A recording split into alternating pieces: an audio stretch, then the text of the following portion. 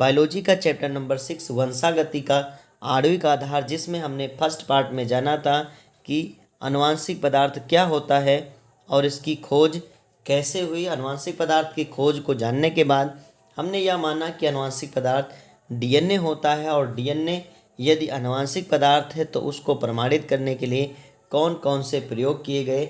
आपके सिलेबस में 3 प्रयोग मेंशन हैं और तीनों प्रयोग में से कोई एक प्रयोग ज़रूर पूछा जाएगा, जिसमें से 2 प्रयोग तो बहुत ज़्यादा इम्पॉर्टेंट हैं, जिसमें से एक आज हम पढ़ने वाले हैं और एक हम अगले पार्ट में पढ़ेंगे। तो बहुत ज़्यादा इम्पॉर्टेंट पार्ट आप पढ़ने वाले हो, क्योंकि ये लेसन जो है वो 8 नंबर का है और बहुत कम टॉपिक है और जितने भी टॉपिक हैं वो एक से बढ़कर एक जटिलतम की ओर है। अगर आप इसको सही से नहीं समझेंगे तो एग्ज़ाम में क्वेश्चन आपसे ये गलत हो जाएगा और इसके नंबर आपके कट जाएंगे। तो बहुत समझदारी से इन क्वेश्चनों को समझने का प्रयास करिएगा। आपके सिलेबस में डीएनए एक आनुवंशिक पदार्थ, इसको साबित करने के लिए या इसको प्रमाणित करने के लिए 3 प्रयोग दिए गए हैं, जिसमें से जो सबसे पहला प्रयोग है वो ग्रिफिथ का बैक्टीरिया रूपांतरण प्रयोग है और दूसरा जो प्रयोग है वो है एवरी, मैक्लियोड और मैकार्टी का प्रयोग और तीसरा जो प्रयोग है वो है हर्शे तथा सेज का प्रयोग। तो जो पहला और दूसरा प्रयोग है वो बहुत ज़्यादा इम्पॉर्टेंट है। तो चलिए हम इसको प्रमाणित करने के लिए इन प्रयोगों को पढ़ते हैं। तो सबसे पहले हेडिंग डालेंगे डीएनए एक आनुवंशिक पदार्थ। यदि ऐसा आपसे क्वेश्चन एग्जाम में, अगर आप क्वेश्चन बैंक उठा के देखेंगे या अनसॉल्व पेपर उठा के देखेंगे तो आपको ये क्वेश्चन मिलेगा जिसका आंसर आपको ऐसा ही लिखना है जैसा मैं इस वीडियो में आपको समझाऊंगा। क्वेश्चन ऐसा रहेगा कि डीएनए एक आनुवंशिक पदार्थ है, इस कथन की व्याख्या करिए या इस तथ्य की व्याख्या करिए तथा वो मेंशन करेंगे कि कौन सा प्रयोग आपको दर्शाना है, ग्रिफिथ का प्रयोग या हर्शे एवं चेज का प्रयोग। तो उस प्रयोग को भी आपको दर्शाना होगा एग्ज़ाम में, तभी आपको 4 नंबर मिलेंगे। तो सबसे पहले बात करते हैं। तो कोशिका के केंद्रक की खोज के बाद यह माना जाने लगा कि आनुवंशिक पदार्थ जो है वो केंद्रक पर स्थित होता है। कोशिका के केंद्रक में जब गुणसूत्रों की खोज हो गई थी तो यह माने जाना लगा था कि जो केंद्रक हैं इन्हीं में जो आनुवंशिक पदार्थ है वह संचित होता है या उपस्थित होता है। आनुवंशिक पदार्थ की क्या विशेषताएं हैं, आनुवंशिक पदार्थ क्या है, ये आप बखूबी जान चुके हैं।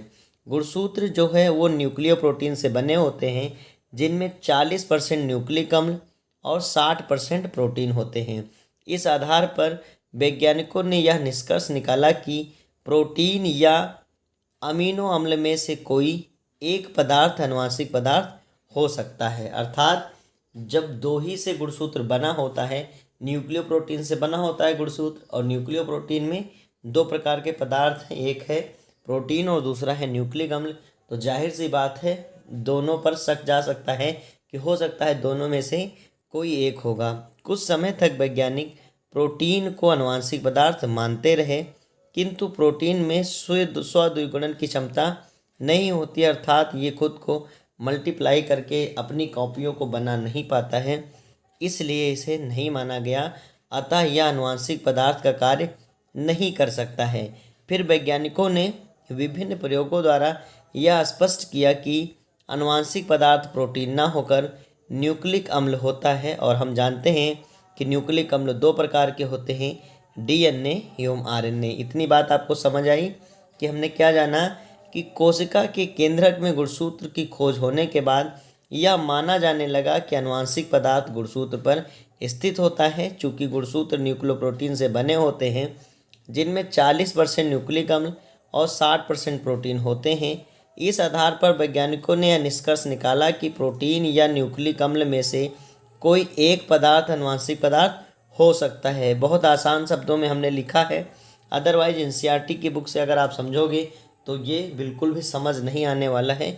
बहुत जटिलतम रूप में लिखा है, लेकिन हमने आसान शब्दों में लिख दिया है और आसान शब्दों में समझाने का प्रयास इसलिए कर रहे हैं जिससे कि ये बातें आपको एग्ज़ाम तक ज़रूर याद रहें। तो इस आधार पर वैज्ञानिकों ने यह निष्कर्ष निकाला कि प्रोटीन या न्यूक्लिक अम्ल में से कोई एक पदार्थ आनुवंशिक पदार्थ हो सकता है। कुछ समय तक वैज्ञानिक प्रोटीन को आनुवंशिक पदार्थ मानते रहे, किंतु प्रोटीन में स्व-द्विगुणन की क्षमता नहीं होती है, अतः यह आनुवंशिक पदार्थ का कार्य नहीं कर सकता। फिर वैज्ञानिकों ने विभिन्न प्रयोगों द्वारा स्पष्ट किया कि आनुवंशिक पदार्थ प्रोटीन न होकर के न्यूक्लिक अम्ल होता है, और हम जानते हैं कि न्यूक्लिक अम्ल दो प्रकार के होते हैं, डीएनए और आरएनए। इसलिए कुछ वायरसों को छोड़कर अन्य सभी जीवों में डीएनए आनुवंशिक पदार्थ होता है, और डीएनए को आनुवंशिक पदार्थ प्रमाणित करने के लिए वैज्ञानिकों द्वारा किए गए कुछ प्रमुख प्रयोग निम्न हैं, जिनमें से हम 3 प्रयोगों को पढ़ेंगे, और इसमें से पहला और तीसरा बहुत ज़्यादा इम्पॉर्टेंट है। ग्रिफिथ का प्रयोग और हर्शे एवं चेज का प्रयोग बहुत बार एग्जाम में पूछा जाता है, और इस बार एग्ज़ाम में आने की पूरी चांसेज या संभावनाएं बन रही हैं कि इस बार ये क्वेश्चन एग्ज़ाम में आपको हर्शे और चेज या ग्रिफिथ में से कोई एक देखने को मिल जाएगा। तो मेरी बातों को थोड़ा सीरियसली लेकर के इस क्वेश्चन को तो ज़रूर तैयार कर लीजिएगा, क्योंकि इसके बाद वाले पार्ट में हम बाकी जो 2 बचे प्रयोग हैं उनको भी समझेंगे। तो इन तीनों प्रयोगों को आप अच्छे से समझ लीजिएगा, जिससे कि ये क्वेश्चन आपसे एग्जाम में ना छूटे। हेडिंग डालेंगे, डीएनए के आनुवंशिक पदार्थ के पक्ष में प्रमाण। देखिए, अगर प्रमाण की बात करेंगे तो प्रमाण भी 2 प्रकार के होते हैं। एक प्रमाण होता है अप्रत्यक्ष प्रमाण और एक होता है प्रत्यक्ष प्रमाण। अप्रत्यक्ष प्रमाण का मतलब यूं ही कह दी जाती हैं बातें, जबकि जब प्रत्यक्ष प्रमाण है तो उसमें क्या देना होता है, उसमें आपको प्रयोग करके सिद्ध करना होता है। यदि हम अप्रत्यक्ष प्रमाण की बात करते हैं तो इसमें कहा जा सकता है कि प्रत्येक कोशिका में उपस्थित केंद्रक उसकी आकार की, कार्य की तथा आनुवंशिकता को नियंत्रित करता है, और यह प्रमाणित किया जा चुका है कि केंद्रक में डीएनए उपस्थित होता है। तो चूंकि जब केंद्रक इन सब को नियंत्रित करता है तो जाहिर सी बात है केंद्रक के अंदर डीएनए है, तो डीएनए इसमें ज़रूर भाग लेता होगा। अगर हम बात करें अगले पॉइंट की, तो हो सकता है कि डीएनए में रिप्लिकेशन की क्षमता होती है, अर्थात वो अपनी प्रतियों का निर्माण कर सकता है, और डीएनए में जो डीएनए का कई प्रतियां बन सकती हैं डीएनए की, साथ साथ में डीएनए में अनुलेखन और अनुवादन की क्षमता भी होती है, और डीएनए खुद को रिपेयर भी कर सकता है।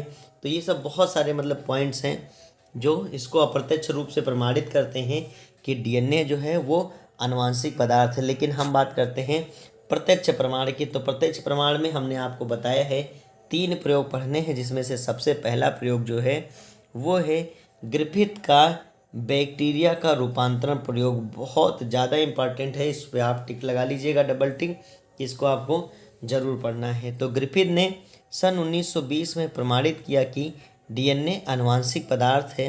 उन्होंने क्या किया था, बहुत बारीकी से इस प्रयोग को समझिएगा।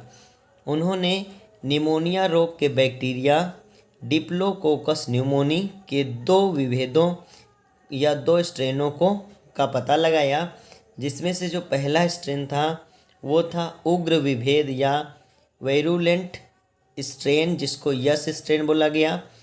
इस स्ट्रेन से जो बैक्टीरिया है उसमें निमोनिया रोग हो जाता है या उत्पन्न हो जाता है।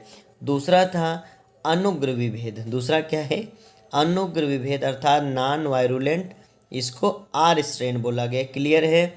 इस स्ट्रेन के बैक्टीरिया चूहे में निमोनिया रोग उत्पन्न नहीं करते हैं। फिर से समझ लीजिए, ग्रिफिथ ने 1920 में प्रमाणित किया कि डीएनए आनुवंशिक पदार्थ है। उन्होंने निमोनिया रोग के बैक्टीरिया, चूँकि जानते हो जो निमोनिया रोग है वो डिप्लोकोकस निमोनी नामक बैक्टीरिया से होता है, तो इसके इन्होंने 2 स्ट्रेन लिए। 2 स्ट्रेन ले लिया, एक ले लिया यस और दूसरा ले लिया आर। बात समझिएगा हमारी।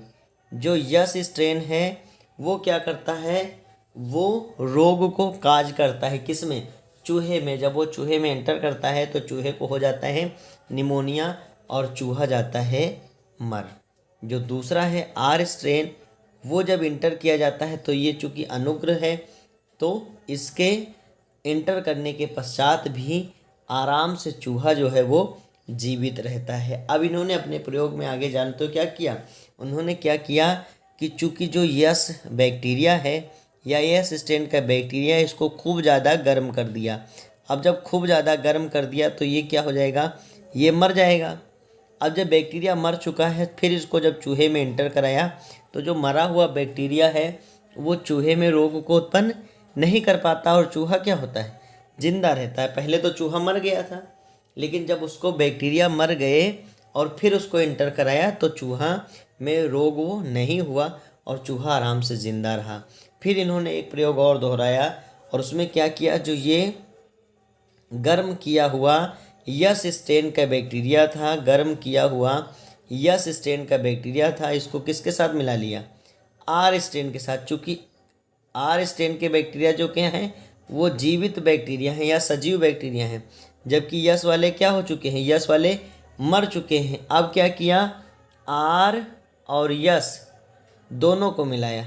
यस वाले मरे हुए बैक्टीरिया हैं जबकि आर वाले जीवित बैक्टीरिया हैं, और आर वाले रोग को उत्पन्न नहीं करते हैं। अभी आगे भी समझाएंगे अच्छे से, लेकिन अभी आप समझ लीजिए, आर वाले जो है रोग को उत्पन्न नहीं करते हैं, यस वाले उत्पन्न करते थे, लेकिन जो मर चुके हैं वो उत्पन्न नहीं करते हैं। आप क्या करते हैं, जब इन दोनों को इंटर कराते हैं तो चूहे में रोग हो जाता है और चूहा मर जाता है। अर्थात कुछ ना कुछ इसमें क्या होता है कि जो आर है वो यस स्ट्रेन के रूप में रूपांतरित हो जाता है, और ये गुण किसको दर्शाता है, डीएनए को दर्शाता है कि डीएनए ही क्या होता है, ट्रांसफ़र होता है और डीएनए में रूपांतरण का गुण होता है। चलिए इनके प्रयोग को देखते हैं।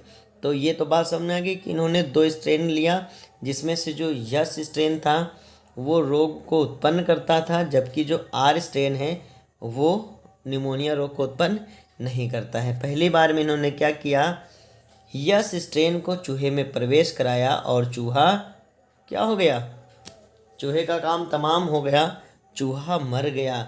नेक्स्ट है, जब उन्होंने आर स्ट्रेन अनुग्र स्ट्रेन को प्रवेश कराया तो चूंकि ये रोग को काज नहीं करता है तो चूहा क्या रहा, जीवित रहा, टनाटन घूमता रहा, कोई दिक्कत नहीं। अब ये क्या करेंगे, अब इन्होंने क्या करना है, आपको पहले हमने समझाया, क्या करेंगे, ये गर्म करेंगे। किसे, यस स्ट्रेन को गर्म करेंगे।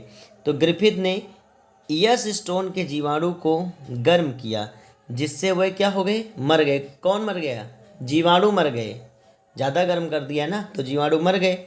अब मृत यस स्ट्रेन जीवाणु को चूहे में प्रवेश कराने पर चूहा कैसा रहा, जीवित रहा। चूँकि अब वो मर चुके हैं जीवाणु तो वो तो निमोनिया काज करेंगे नहीं, तो चूहा आराम से घूमता रहा, कुछ दिक्कत नहीं हुई। लेकिन परंतु जब मृत यस स्ट्रोन, मरा हुआ जो जीवाणु था यस स्ट्रेन का एवं आर स्ट्रेन जीवाणु के मिश्रण को चूहे में प्रवेश कराया जाता है तो चूहा मर जाता है, अर्थात उसमें निमोनिया रोग हो जाता है।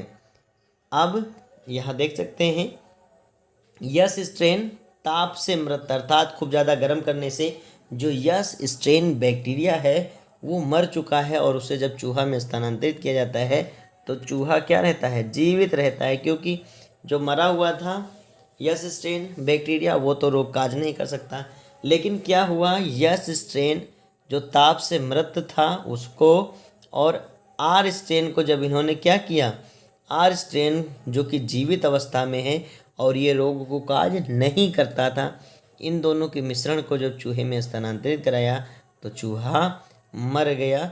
और इससे ग्रिफिथ ने क्या निष्कर्ष निकाला ये भी देख लेते हैं।